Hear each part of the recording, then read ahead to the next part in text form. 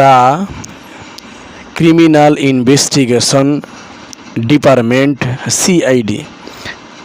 Criminal অপরাধ investigation তদন্ত department বিভাগ, অপরাধ তদন্ত বিভাগ, সংক্ষেপে বলা হয় সিআইডি। তো সিআইডি তারা কি করেছে, হ্যাজ জোলভস মানে খুঁজে পেয়েছে এ ডাবল মার্ডার কেস, একটি জোড়া খুনের মামলা খুঁজে পেয়েছে। ইন নোকহালি,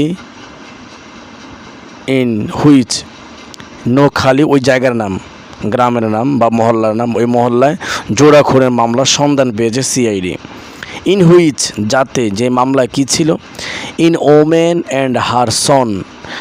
একজন মহিলা এবং তার ছেলেকে ওয়ার কিল্ড হত্যা করা হয়, অ্যান্ড ব্যারিড এবং পুঁতে ফেলা হয়, ইন এ পন্ড একটি পুকুরে, হোয়াইল যদিও, হোয়াইল যখন হয়, যদিও হয়, এখানে হবে হোয়াইল অর্থ যদিও, যদিও দ্য ইনসিডেন্ট ঘটনাটি ওয়াজ ইনিশিয়ালি প্রাথমিকভাবে ছিল, ইনিশিয়ালি মানে প্রাথমিকভাবে, ওয়াজ ছিল, যদিও ঘটনাটি প্রাথমিকভাবে ছিল,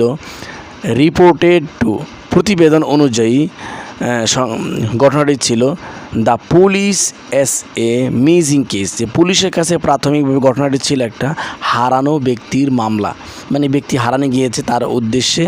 জিডি করা হয়েছে, কিন্তু আসলে তারা হারিয়ে যায় নাই, তাদেরকে হত্যা করা হয়েছে। পরে এই সিআইডি এই তথ্য পেয়েছে। দ্য ভিকটিমস, ভুক্তভোগী ব্যক্তি কারা ছিলেন, যারা তাদেরকে হত্যা করা হয়েছে, তারা ছিলেন কমলা খাতুন 22